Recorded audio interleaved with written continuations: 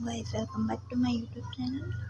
और आज हम पढ़ने वाले हैं कक्षा 11 का हिंदी अंतरा। इसका हम पार्ट 2 पढ़ेंगे, दोपहर का भोजन। यहाँ पे हम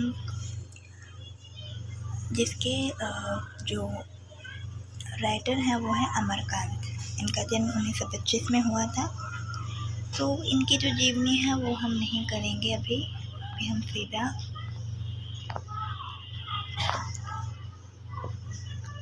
पाठ पे जाएंगे।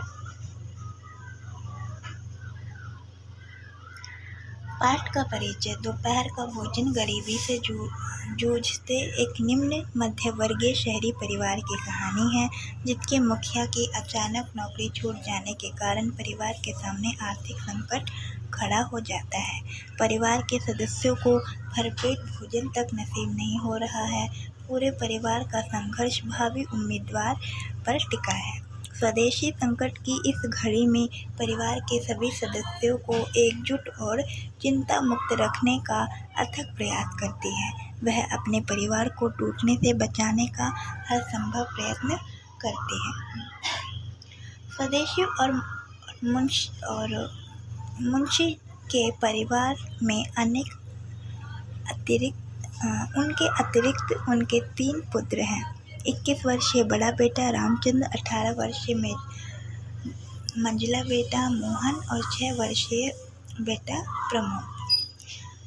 रामचंद्र एक स्थानीय दैनिक समाचार पत्र के दफ्तर में प्रूफ रीडिंग का काम सीखता है और नौकरी की तलाश में है। मोहन हाई स्कूल के इम्तिहान की तैयारी कर रहा है। दोपहर का भोजन स्वदेशी पाठ की जीवंत पात्र यह अत्यंत अभाव में अपने परिवार की गाड़ी खींच रही है।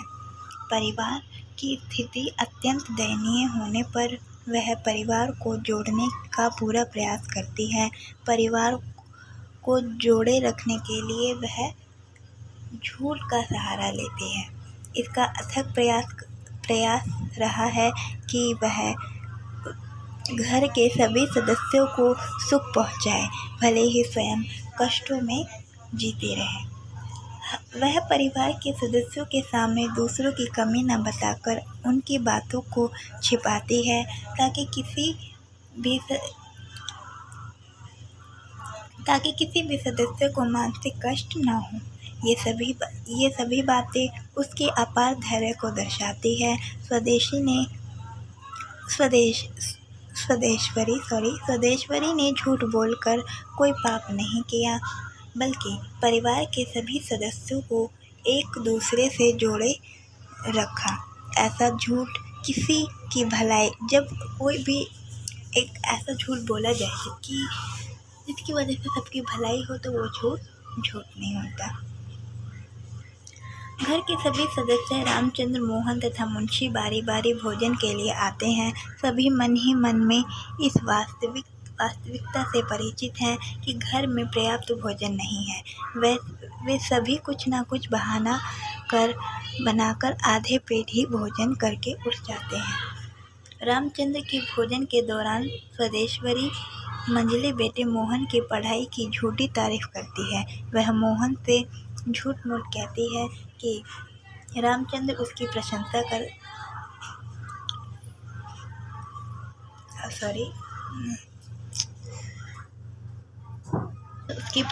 करती है। मुंशी जी से भी वह झूठ बोलती है कि रामचंद्र उन्हें देवता के समान कहता है। मकान किराया नियंत्रण विभाग के क्लर्क के पद पर उनकी छटनी हो चुकी थी और आजकल मुंशी जी काम की तलाश में हैं। मुंशी जी भोजन करते समय स्वदेश्वरी से नजरें चुराते हैं। उन्हें मालूम है कि घर में भोजन बहुत कम है और वह स्वयं को इस स्थिति का जिम्मेदार मानते हैं। भोजन के दौरान स्वदेश्वरी एवं मुंशी जी असंबद्ध बातें करते हैं, जैसे बारिश का न होना, मक्खियों का होना, फूफा की बीमारी, गंगाशवर बाबू की लड़की की शादी। हालांकि इन बातों का कोई मतलब नहीं है, फिर भी ये सभी बातें पाठ से जुड़ी हुई हैं। ये सभी बातें उनके मन की व्यथा, जीवन के अभाव आदि को दर्शाती हैं। देखिए, यहाँ पे अगर वो किसी बीमारी की बात कर रहे हैं या कुछ भी, तो यहाँ पे वो अपनी जो उनकी वास्तविकता है उसको छिपाने का प्रयास कर रहे हैं। ऐसा हम भी कई बार करते हैं।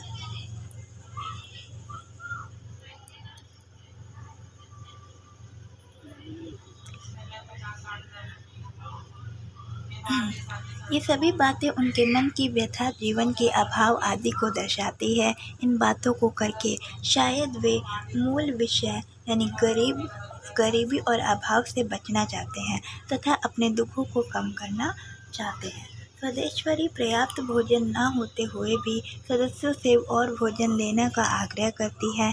ऐसा करके वह घर के सदस्यों को अभावग्रस्त एवं संघर्षपूर्ण वातावरण से भी उन्हें एकजुट और खुशहाल रखने की कोशिश करती है।